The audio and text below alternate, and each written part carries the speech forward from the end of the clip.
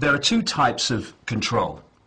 One you can see, touch, and taste: communism, fascism, dictatorship like apartheid in South Africa. You know that you're in a dictatorship.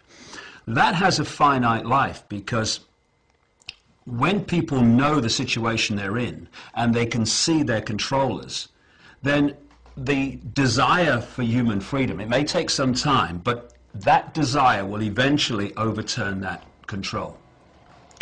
The greatest form of control is dictatorship you cannot see, the prison without the bars, as I call it, with the facade of freedom and this farce called democracy, which is ludicrously connected to the word freedom when it is anything but. And this covert control leads people to sit in a prison cell thinking they're free because they can't see the bars, because they appear to be free, but appearance is all that it is. So when you had this apparent explosion of freedom around the world, when the former colonies were given independence, what actually happened was dictatorship they could see was replaced by dictatorship they couldn't see, far more potent, far more effective. The time has come for the world to move in a new direction.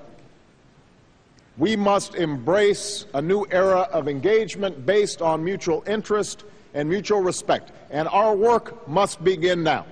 And the President outlined his vision of a new world order in which the US would participate fully, one rooted on 4 basic principles: non-proliferation and disarmament, the promotion of peace and security, the preservation of our planet, and a global economy that advances opportunity for all people. Among the speakers that followed the US President, the leader of Libya, Muammar Gaddafi, speaking at the UN for the first time after 40 years in power.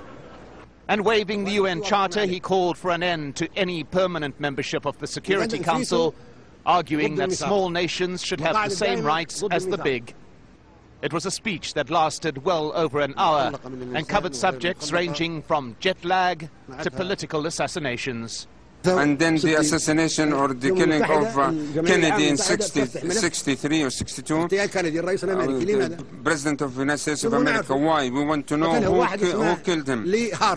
Somebody who, by the name of Lee Harvey, and then another Jack Ruby killed Lee Harvey. Why did he kill him?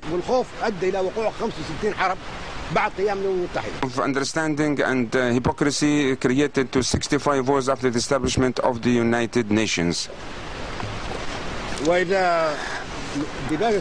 The preamble states also that if there is a use of force,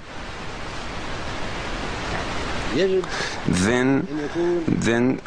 there must be then it must be the United Nations force, or the United Nations military interventions, according to the joint ventures of the United Nations. Not country or 1, 2 country or 3 country using the force or the military power. The United Nations, all of it, will decide to go to war to maintain peace and world security.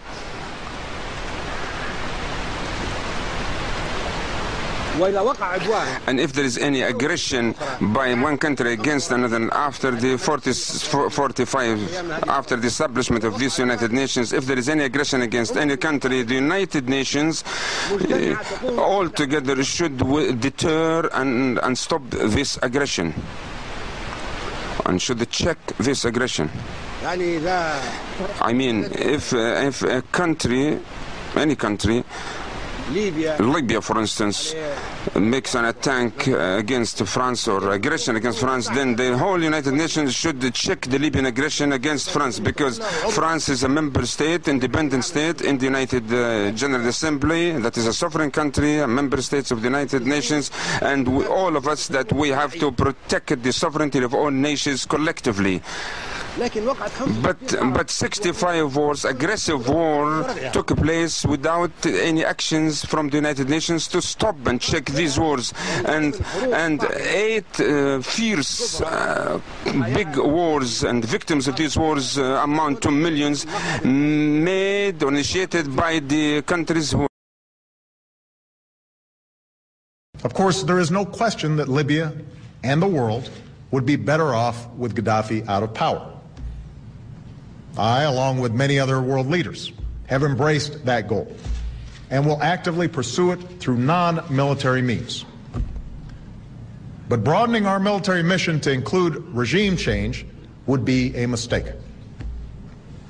The task that I assigned our forces to protect the Libyan people from immediate danger and to establish a no-fly zone carries with it a UN mandate and international support. It's also what the Libyan opposition asked us to do. If we tried to overthrow Gaddafi by force, our coalition would splinter. We would likely have to put U.S. troops on the ground to accomplish that mission, or risk killing many civilians from the air. The dangers faced by our men and women in uniform would be far greater. So would the costs and our share of the responsibility for what comes next. To be blunt, we went down that road in Iraq. Thanks to the extraordinary sacrifices of our troops and the determination of our diplomats, we are hopeful about Iraq's future. But regime change there took 8 years, thousands of American and Iraqi lives, and nearly $1 trillion. That is not something we can afford to repeat in Libya. It may not happen overnight, as a badly weakened Gaddafi tries desperately to hang on to power. But it should be clear to those around Gaddafi and to every Libyan that history is not on Gaddafi's side. With the time and space that we have provided for the Libyan people, they will be able to determine their own destiny. And that is how it should be. Well, to discuss the events in Libya, I'm now joined live by Anthony Weil. He's founder and chief editor of the online newspaper, The Daily Bell, joining me there in Zurich. Well, we hear a lot about the anti-Gaddafi forces, but we actually know next to nothing about who they are. What do you make of them? Who do you think are their leaders? Well, the leaders, there's quite a bit of speculation as to actually who is pulling the strings of what's happening in Libya.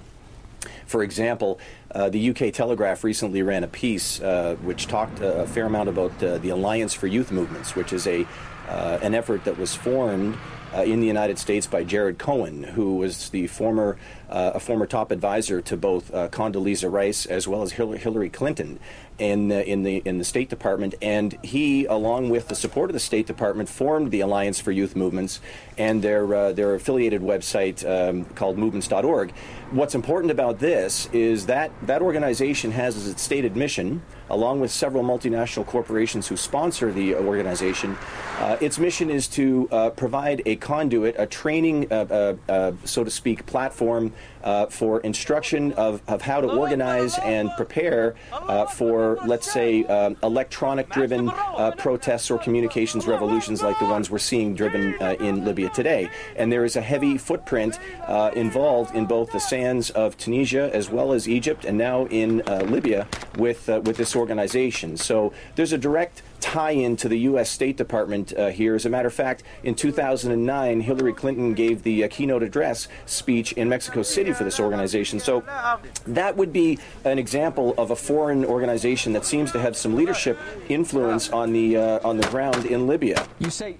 You know, I don't think he's going to be able to survive. You know, his financial means have been severely hampered here. If there's a no-fly zone instituted by NATO with the U.S. Standing off the shores and the British with warships ready to move at any time, I think the muscle is being flexed and the message has been sent. I don't think Gaddafi's going to survive. We have a responsibility to act. That's what's happened in Libya over the course of these last 6 weeks. And what's happening in the Middle East, Alex? I'll put the picture up on the screen. That picture is of countries that are, and there are more, that are targeted to be taken over by the NATO, European Union, North American cabal. And when I say that, it's not the British doing this or the Americans doing this. It's being done through those countries using those countries, but actually the American government and the British government and the French government with old Sarkozy and stuff, they're just satellites of this global cabal. They're not representatives of the people of those countries. They were captured by the banking cartel many centuries ago, many of them. Yes, they were. They're engines. They're vehicles, and the governments of the world, the vast majority of them anyway, and they want to make it all of them, are actually like transnational corporation subsidiary companies of the global, company, and they carry out the orders of the centrally dictated headquarters of this network, and that's why, as you pointed out earlier, we're seeing the same things being introduced in countries all over the world at the same time. This is how it's done. And if we look at that map, first of all, it's worth looking to the right, where Somalia and Ethiopia and a place called Djibouti, just across the sea from Yemen. That is the African base of AFRICOM.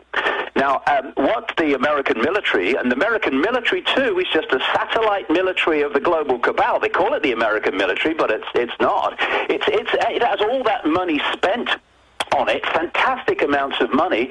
So it basically spends more money on the military, America, than the rest of the world. Well, notice the French have now invaded via NATO the Ivory Coast and are backing the rebels slaughtering people. This is AFRICOM moving into Africa. Exactly, but the reason so much fantastic amounts of money are spent on the American military is not for the benefit of the American people. It's because that is at the moment the main point of military imposition for the cabal. And of course, Britain being one of the great centres of the cabal, not the British government, but the City of London, etc., it's always in the slipstream of America when it goes into a country. So from AFRICOM, it was created during the Boyd Bush administration, and the question is, why has America got an African command? Well, it's Africa. Well, the idea is to pick these countries off, and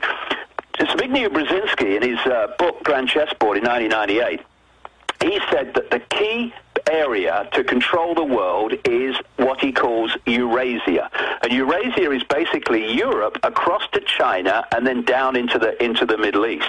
And what we've seen, Alex, over the last many, many years is that process of picking off the key areas of Eurasia, and now they're moving into Africa. What they want, for a start, is to take the whole of those North African countries over, Morocco, Algeria, Libya, Egypt, where, of course, they've had the trouble. There's now protests in Jordan and Syria. They're the target countries too. They've got Iraq. They're in there. And then, bingo, there's the big one to the right of Iraq, Iran. Then they're already in Afghanistan. They're totally coldly destabilizing Pakistan, and then just off that map you're hitting the Chinese border, and these countries are being systematically targeted. And what they're doing in the Muslim world is playing off the divisions going back, goodness me, tell me it's not true, to the 7th century between the Shia Muslims and the Sunni Muslims. And the reason that Saudi Arabia and people like the United Arab Emirates are being allowed to go into Bahrain and create and commit terrible atrocities to suppress the people's rebellion in Bahrain, and been allowed to do it with no reaction and no condemnation while everything's targeted on Libya, is because they want to play Saudi Arabia, that is overwhelmingly a Sunni Muslim country, and others around it. They want to use them in their targeting of Iran, which is really the center of the Shiite Muslim world. It's dominated Iran by Shiite Muslims. And so if they get Iran... there's a new documentary out that says that Osama bin Laden is living in Tehran. Is Osama bin Laden in Tehran? Your question is laughable. Why? The U.S. government has invaded Afghanistan in order to arrest bin Laden. They probably know where bin Laden is. If they don't know where bin Laden is, why did they invade? First, they invaded. Then they tried to find out where he is. Is that logical? Do you think this is logical? What I think is that you didn't answer my question. Is he in Tehran or not? Our position is quite clear. Some journalists have said bin Laden is in Iran. These words don't have legal value. Our position towards Afghanistan and against terrorism is quite clear. Is it true or not? Maybe you know, but I don't know. I'm asking you, you're the president of Iran. I don't know such a thing. You are giving news which is very strange. So let me ask it a different way. If you did know that Osama bin Laden was in Tehran, would you show him hospitality? Would you expel him? Would you arrest him? I heard that Osama bin Laden is in Washington, D.C. No, you didn't. Yes, I did. He's there because he was a previous partner of Mr. Bush. They were colleagues, in fact, in the old days. You know that. They worked together. Mr. bin Laden never cooperated with Iran, but he cooperated with Mr. Bush. I'll ask one more time and then I'll let you go. If you knew that Osama bin Laden was in Tehran, which you say you don't, if you knew, would you expel him? Would you arrest him? Would you show him hospitality? Our borders are closed to the illegal entry of anyone. Anyone, whoever that may be. Whether it's the 3 American mountaineers, Mr. bin Laden, or anyone else. The borders are closed. Our position is clear. But you deny categorically that he's in Tehran today. He is not. Osama bin Laden is not in Tehran today? Rest assured that he's in Washington. I think there's a high chance he's there. I don't agree, but thank you for your time, Mr. President. In the beginning of the past century, beautiful mottos of freedom, human rights, and democracy created hopes for healing the deep wounds of the past. Today, however, not only those dreams are not realized, but memories, even at times more bitter than before, have been recorded in our history. As a result of the 2 world wars, the occupation of Palestine, the Korean and the Vietnam wars, the Iraq war against Iran, the occupation of Afghanistan and Iraq, as well as many wars in Africa, hundreds of millions of people were killed, wounded, or displaced. Terrorism, illicit drug production, poverty, and the social gaps have increased. The dictatorial and coup d'etat governments in Latin America committed unprecedented crimes with the support of the West. Instead of disarmament, the proliferation and stockpiling of nuclear, biological, and chemical weapons expanded, placing the world under a larger threat. As a result, apparently, the very same old goals of colonialists and the slave masters were pursued, but this time around with a new facade. The second cause for the failure of the existing world order and capitalism has to do with the current global management and its ruling structures. The League of Nations and after that the United Nations were established with the promise to bring about peace, security, and the realization of human rights, which in fact meant a global management. One can analyze the current system of governance of world affairs by examining 3 events. The first is the event of the 11th September 2001, which has indeed affected the entire world for almost a decade. We recall that at the time, suddenly the news of an attack on the Twin Towers was broadcast, using numerous footages of the incident. Almost all governments and known figures that mattered strongly condemned this incident. But then a propaganda machine came into full force. It was implied that the whole world was now exposed to a huge danger, namely that of terrorism, and that the only way to save the world would be to deploy forces into Afghanistan. Eventually, Afghanistan and shortly thereafter, Iraq were occupied. Now please take note. It was said that some 3,000 people were killed on September 11, for which we are all very saddened. Yet, up until now, in Afghanistan and Iraq, hundreds of thousands of people have been killed, millions wounded and displaced, and the conflict is still going on and expanding. In identifying those responsible behind the September 11 attack, There were three viewpoints. First, that a very powerful and complex terrorist group able to successfully cross all layers of the American intelligence and security carried out the attack. This is the prevalent viewpoint, which has been supported mainly and advocated by American statesmen. Second, that some segments within the U.S. government orchestrated the attack to reverse the declining American economy and its grips on the Middle East in order to save the Zionist regime. The majority of the American people, as well as most nations and politicians around the world, agree with this view. Third, it was carried out by a terrorist group, but that the American government supported and took advantage of the situation. Apparently, this viewpoint has fewer proponents. The main evidence for this viewpoint links the incident with a few passports found in the huge volume of rubble and a video of an individual whose place of domicile was unknown, but it was announced that he had been involved in oil deals with some American officials.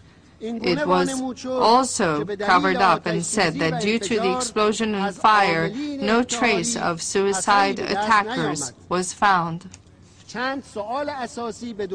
Regardless of each of these three viewpoints, there remain a few questions to be answered. First, would it not have been sensible that first a thorough investigation should have been conducted by independent groups to conclusively identify the elements involved in the attack and then map out a rational plan to take measures against them? Second, assuming the viewpoint of the American government, is it rational to launch a classic war through widespread deployment of troops that led to the death of hundreds of thousands of people to counter a terrorist group? Third, was it not possible to act the way Iran conducted the Rigi operations, fighting the Rigi terrorist group who killed and wounded 400 innocent people? In the Iranian operation, no innocent person was harmed. It is proposed that the United Nations set up an independent fact-finding group for ladies and gentlemen. I announce clearly that the occupation of other countries under the pretext of freedom and democracy is an unforgivable crime. The world needs the logic of compassion and justice and inclusive participation instead of the logic of force, domination, unilateralism, war, and humiliation. The world needs to be governed by virtuous people like the divine prophets. We have a responsibility to act. That's what's happened.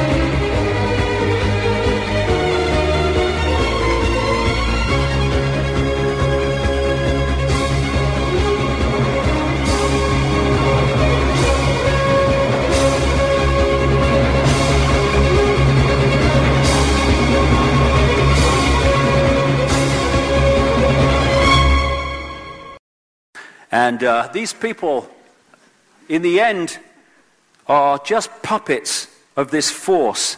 And like I say, I'll just go back on that one, but only quickly. This is to emphasize the point that because of their genetic makeup and energetic makeup, and the way that I now begin to understand they're connected to the schism energy in terms of their perception, this is why they can do these things and have no emotional consequence whatsoever, because they appear to have a very low, at least low, sometimes non-existent level of empathy with the consequences for others of their actions. I'm sick of this, and I'll tell you why I'm sick of it, because while these pathetic, naive people, despite all the evidence before them, are looking the other way, oh no, it's just paranoia, while they're doing that, they are allowing these people to impose their will on my children, on my life, and I'm not having it. And if people would just engage a few more brain cells, open the eyes and look, they will see the scale of fascism, no other word for it, that we are being subjected to today. And if you don't wake up and you go on looking the other way, well, the fascism just gets more, and eventually it will dawn on you, and by then it will be too late. Don't look to me for sympathy when it happens, mate, because you got your chance now. Rise like lions after slumber in unvanquishable number. Shake your chains to earth like dew, which in sleep has fallen on you. Ye are many, they are few. When we figure that out, there goes their way of life.